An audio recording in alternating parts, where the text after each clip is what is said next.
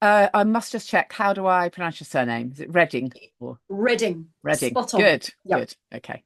Thanks, Janie. Yeah. Okay, let's go. My guest is Suzy Redding, a chartered psychologist and one of the UK's leading self-care and self-advocacy experts.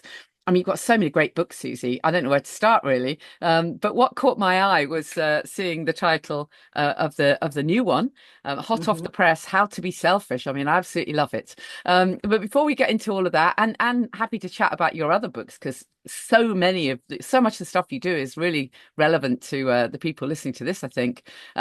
But just take us back a bit.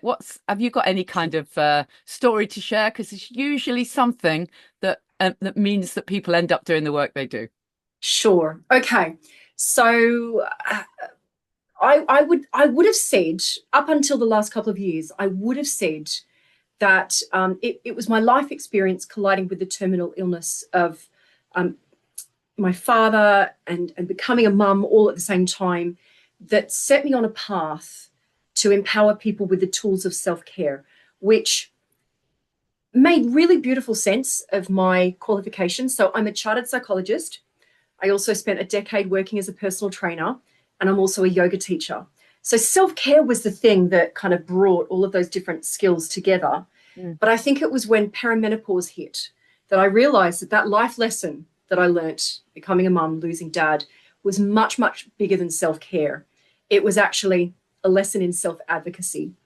And I think I'd become quite skilled in taking care of self, of nurturing self, as well at the same time as being the good girl, Mm. taking care of everyone else.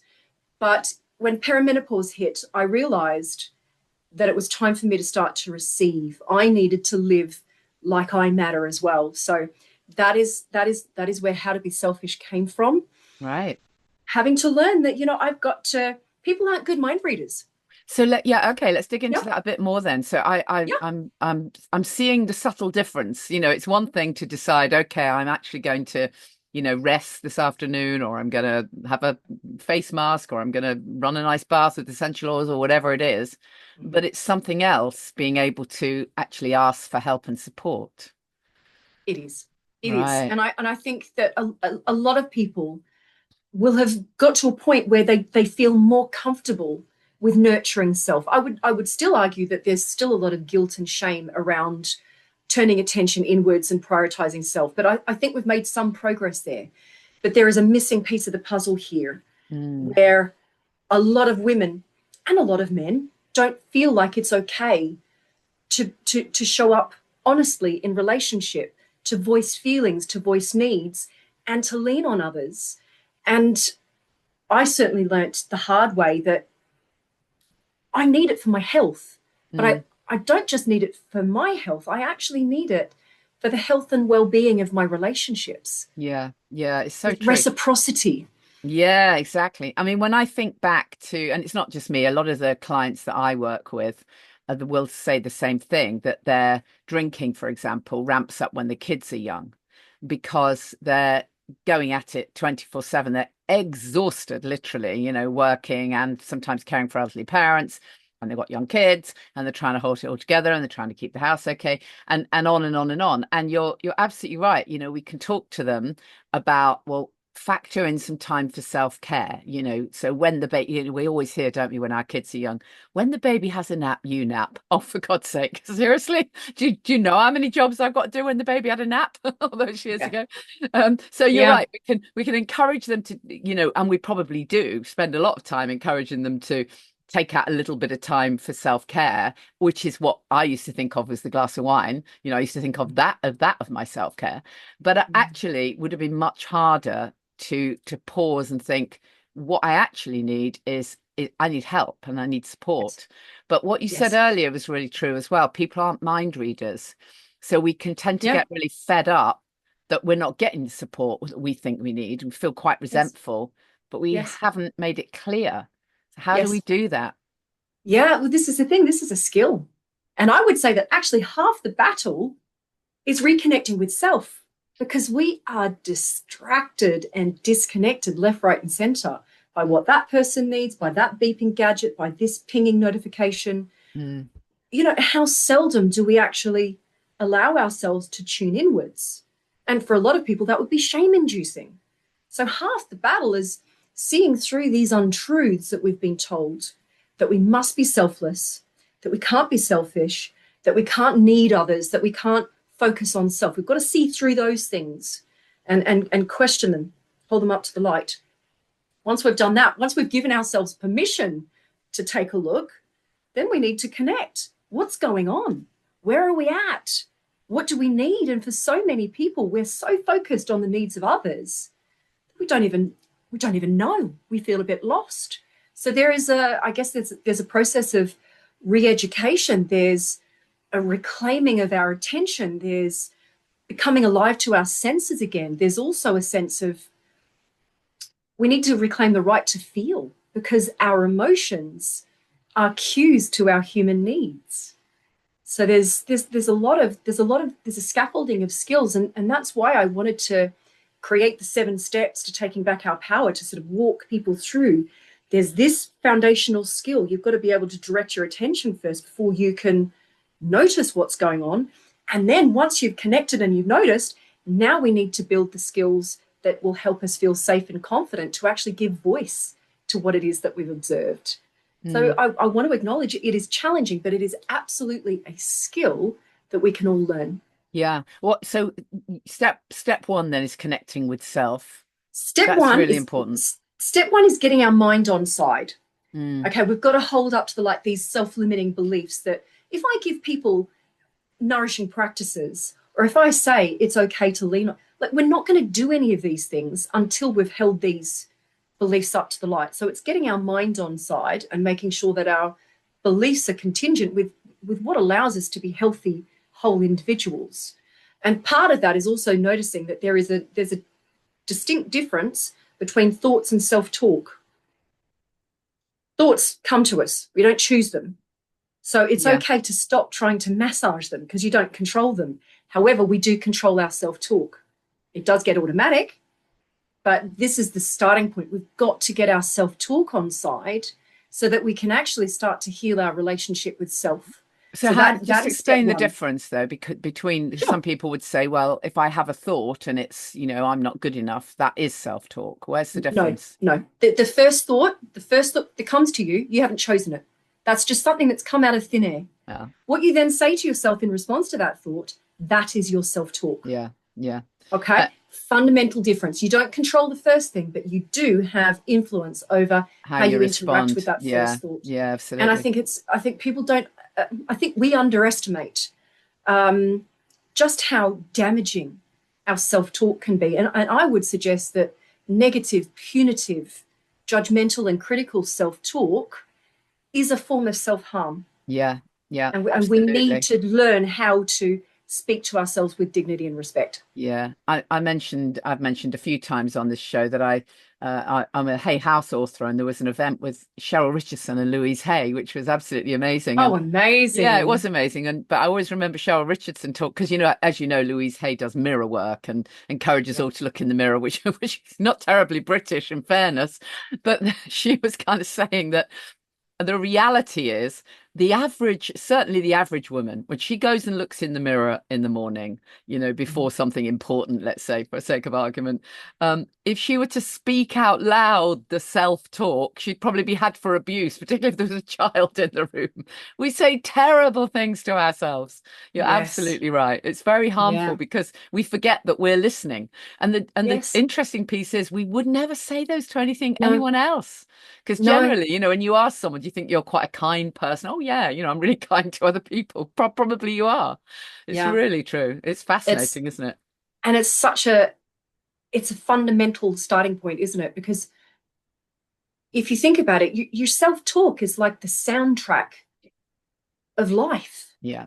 It's so ever present. So that's why I want to get our mind on side. But it's a little bit different to what people think. It's not that first thought. It doesn't matter what that first thought is. And I think that can be really freeing. Yeah. Because it can be a humdinger. I tell you what, I have the most ridiculous, catastrophic, toxic first thoughts. But that's just what the brain does. Yeah. We don't have to eradicate it. The key is don't invest your identity in that. Sure. You get to choose who you are. Yeah, yeah. So Yeah. for people who are sort of brand new to this concept, then Mhm. what's one of the quick reminders that they can use to help themselves not get back into that negative self-talk, that to sort of Okay. get out of the So we need some spiral? circuit breakers. Yeah, I Yeah. think that's as a psychologist, yoga teacher, PT, I really like somatic practices. I like these Yeah. physical practices that give us something to anchor on, that bring us back to the moment. Um, the one that I'd love to show is the face hug. Okay, you have to describe it as well Janie, for do you want anyone do you want who's to try it? for Do you want to yeah, join yeah, me? I will, I absolutely will. But you'll have to We'll describe it describe for it. anyone who's just listening rather than Absolutely. watching us. So what we need to do to begin the face hug, we need to rub our hands gently together to create a little bit of warmth. Hmm. And what we're going to do is very tenderly, and that is key, tenderly cradle our chin in our hands. Hmm. So, welcome to the face hug. Nice. There's a lovely sense of containment, and just noticing how nice it feels to be held. And with this gesture, we are saying to ourselves that we are deserving of kindness. That same compassion that we extend, the same kindness that we generously give to everyone else. It's not a transgression of our values to allow that to be turned inwards. It's actually a more authentic, complete expression of our values. And a couple of relaxed breaths there, just noticing how nice it feels Yeah, I love to that. be held. Yeah, And what I I love it. notice is it is impossible to trash talk myself while I do While that. you're doing it, Yeah. absolutely. Yeah, And it's if amazing, isn't it? How you can literally use your mind, your body to your affect your body, mind. Yeah, I you love can it. exactly. Love And if it. you can't just break out into a face hug, I get it. You might be in the middle of a meeting. We can always anchor ourselves with the hand on heart gesture. Yeah. And I find that that does the same thing. Yeah, yeah, Yeah. yeah. I suppose these tools are brilliant, aren't they, for when we're in that sort of overwhelm, that sort of anxiety mode, we're about to fight or flee or Yes. whatever, because we Yes. get like that so often, and we just need to bring ourselves back to balance. I mean, if someone is a really big worrier, Mm-hmm. I suppose it's imperative, isn't it, to find tools to manage that because what is worrying ultimately it's pointless, isn't it? Utterly pointless. It is. It is. And for anyone that worries, I want them to be gentle with themselves because I think what worry speaks to is actually the fact that they have a giant heart. Mm, They care so much. So instead of it just staying as a worry, why don't we turn the worry into some kind of well wish or some kind of a prayer for what we want? yeah, an That it's all intention. right to Yeah, I have love that it. thought. Again, so like a worried thought, it comes to you. You don't choose it. But instead of Mm, then just wallowing in this worry, we yeah, can say, I really don't want that to happen. What do I want? And I wish for that to happen. I send that person my best wishes. And it speaks to giant care. And isn't that a beautiful thing? We don't want yeah, to get rid of that. But yeah, instead of, being in the quagmire of worry, we can bathe in that beautiful reservoir of love and care. yeah, I Feels love totally it. different, doesn't it? It really does. It really Yeah. does. So just give us a quick overview of what's in the book then in Okay. how to be selfish. So, How to Be Selfish, it is a deep dive helping us understand why we've come to believe certain things about selfishness and selflessness. It Mm, challenges everything that we've been led to believe. So, it's redefining our relationship with these things.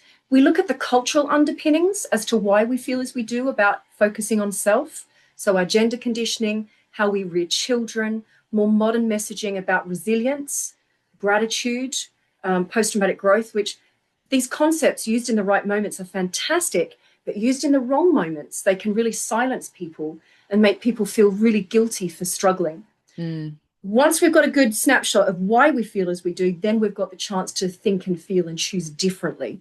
So, the second part of the book is looking at this 7-step practice to helping us build the skills of self advocacy so that we can have these difficult conversations, we can be more transparent, and we can finally receive. yeah, love it, love it. I must mention as well, I wish I'd had it in front of me, but you also wrote self-care for winter. Yeah, Yes. so as that's very Yes. pertinent now, can you give us a couple of tips from I that would book? love to give some tips. to help us navigate the cold and dark months ahead. Mm. And if there's anything that It we is can depressing, do, isn't it? Not having enough light. It it honestly is, is. I it really do has, find myself feeling so miserable. you're absolutely spot on, Janie. It has a tangible impact on Yeah, our body mind. And, when you look at how the plant and animal world respond to their environmental cues, why do us human beings expect ourselves to be bright-eyed and bushy-tailed all year round without, yeah, like we're immune? The fact is, it has a really significant impact on us. But rather than just noticing all of those things that we don't like, which I think culminates in some kind of winter dread, I want to validate the things that we find challenging and acknowledge, yes, those things are hard, but let's also broaden our perspective to think about some of those things that we really love about this time of year. What are the joys unique to winter that we can savor? And mm, just a little bit of gentle anticipation will really help us embark on winter feeling differently about it. I think it's about changing our relationship with it. But then we need a very specific toolkit, one that's going to help us compensate for the fact there is a lack of daylight, and yeah, that has a really tangible impact on serotonin, melatonin production, vitamin D, which has an impact on our mood, our immune health, how much energy you have. The fact is, we want to sleep more. We need more sleep in winter. So the toolkit that I've developed is to help us compensate for these things. But I think there are three broad tips that I can offer up, Janie, if that would be helpful. yeah, that'd be great. Okay. Now, these three tips are going to help us honor the impulse to want to hibernate, but in a life-giving way, because we can't just shut down like the brown bear. Modern life won't let us do that, nor would it be good for us. We don't need to hibernate in that way. But there is that impulse to turn inwards, isn't there? Yeah, So my three suggestions would be, yes, let's hibernate, but let's not stagnate. So I think we probably need sort of like an alternation between a bit of cocooning, but also some exposure to daylight. We've got to still get out there. We need to keep moving our bodies. So hibernate, don't stagnate. My second suggestion is, yes, honor that deep desire for comfort, but can we comfort ourselves in ways that doesn't sabotage us? So let's broaden what we think of as comfort. It's not always what we eat and drink. Comfort comes in the form of loving touch, a weighted blanket, a layering of light in our homes. Fairy lights aren't just for Christmas. Please keep them up until April. Can we use scent?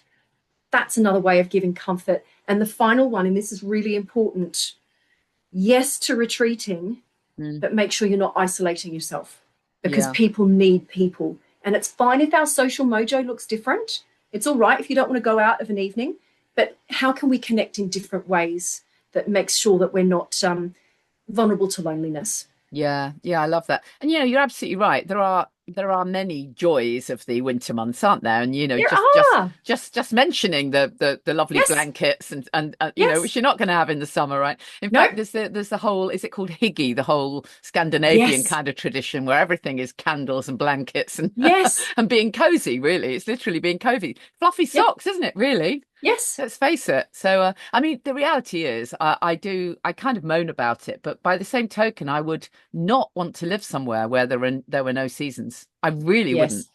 Yes. It gives I'd us go rhythm and crazy. pulse, doesn't it, Yeah, Janie? it Yeah. really does. I'd We go need this crazy. variation. Yeah, yeah, we really Yeah. do. And I think, with everything you're saying, it's totally my philosophy is that we have to put a spin on everything and ask what it is we do want, rather than focusing on what we don't. That's ultimately Yes. it, isn't it? That kind of Yes. okay, well, it's going to be winter whether you like it or not. So let's focus on the good bits. Yes. Yeah. That's really exciting. I think that those little thinking of those little pieces where you can, as you say, nurture yourself. Tell us about Mm. the Nourish app. Oh, so the Nourish app. The Nourish app was created for mums by mums, and there's a free version. It's a really affordable app that has all sorts of nourishing practices for mums. So on there, I've contributed some yoga sequences, some mantras, some coping tools. There's a really gorgeous section of yoga nidras. I don't know Yeah, if you're lovely. familiar Yeah, with that, Janie. absolutely. Yeah, Love yeah. a yoga I've got nidra. some too. Yeah, relaxation. For Yes. anyone who's not aware of it, it means you don't have to move at all.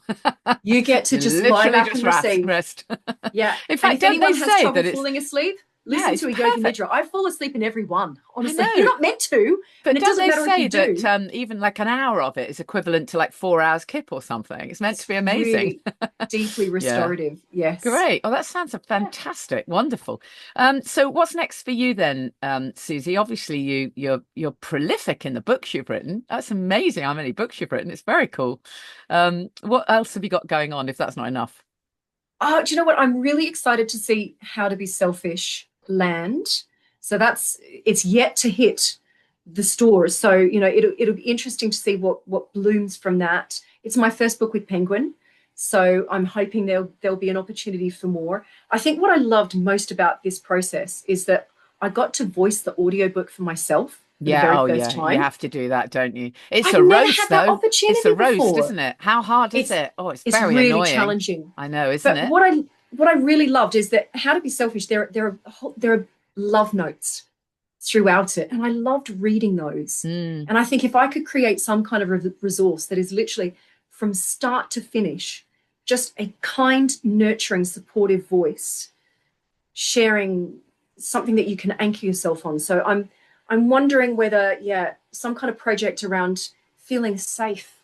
I'm mm. feeling drawn to do that. So we'll see. We'll see Yeah. what happens. But I'm open to where I'm drawn next as well. Yeah, So this no, is it's exciting. exciting. It is really It is exciting, exciting. I love the title. It's it just puts that different spin on it, doesn't it? Because we do still think of the word selfish as, oh, that's nasty, and oh, you mustn't be like that. But Yes. there is a completely different way of looking at it, and it took me years before I kind of um understood the whole self-care piece. As I say, I used to get very confused into thinking that alcohol was my treat. And I had absolutely zero boundaries around saying yes. I would just say yes to everything and then hope that it wouldn't come around. Yes. And we did, people just kind of I think the more we can kind of catch on to this sooner. You don't have to be as old as I am before you finally kind of get, oh, for God's sake, it is okay to say no. No is a complete Yes. sentence, in fact. I love that. Yes. Yeah, Yes. brilliant. It's not unkind to have limits. Yeah, This is exactly. human. Human needs Exactly. are not a nice to have. These are our human needs. These are Yeah, our exactly. feelings. This is I this is what suppose it means to be human. totally. I suppose the difficulty for some people, sorry, I know we're kind of winding up, but I just thought of this. The difficulty for some people is that it's so ingrained in them to Mm. be people pleasers Yes. that they almost don't know where to start with themselves. I Yes. remember some years ago I was doing some 1 day retreats, and I remember asking the women who'd come, who were not part of my community. They'd just come, I think, because they wanted to do an in-person thing. And I just started off by asking, what is it that you want for you? And one by one, they all said, oh, my mum to get better or my son to get into a certain school. And I said, no, no, I said, for you. You. And oh God, I mean, a couple of them burst into tears. They'd not been asked that question. They'd certainly not thought about it properly for Yes. years and years and years, because Yes. it's just when you're caught up in the minutiae of life and focused on everyone else and everything else, it does feel like, well, that would be a luxury I can't afford to think Yeah. about what I want for me. Yeah. But it's key, isn't it? It's absolutely key because, It as you is. say, I mean, I know they're all cliches, but you actually can't fill from an empty cup. You just can't. Cliche Yes. or no cliche happens to be true, right? Yes. And if you think about how many other cups you've spent your entire life filling, Yeah, yes. why? Why? Why Yeah, is it not okay for us to allow someone else to fill our cup too? yeah, yeah. Yeah. I think, Keep giving. Keep yeah. giving. I'm not saying be stingy and miserly and Mm, stop caring for others. I'm not saying that for a minute. I am saying keep filling your cup, keep yeah, tending to others, but let's allow others to also top us up. yeah, They need absolutely. that. They want to feel valued. They want to feel needed. They want to feel trusted. Yeah. We're Well, the actually doing whole them a disservice by saying, no, you're not Exactly, welcome to, because the whole concept of kindness is good for you. The person Yes, giving you something it's will an actually exchange. gets more. In fact, I think science shows, doesn't it? It does. It Amazing. does. Yeah, I love it. Fantastic stuff, Susie. Thank you so much for being my guest. So, there's a whole bunch of books, but the brand new one is How to Be Selfish. I think while you're getting it, you can pick up Self-Care for Winter as well. Sounds like some fabulous tips in there. And do you want to give us a website, Susie, for people to check Yes, out it's anything it else? it suzyreading.co.uk. or come and hang out with me at Instagram. I put a love note up daily. I want Nice. them to Okay. feel like warm hugs. Ah, And there's cool. a beautiful community there. My love note is just one of the little nice bits. All the comments, there's so many kind exchanges in the comments. So come and hang out with me there. It's again just Suzy Redding. Yeah, I love it. Thanks so much. I really appreciate it. Such a pleasure. Thank you.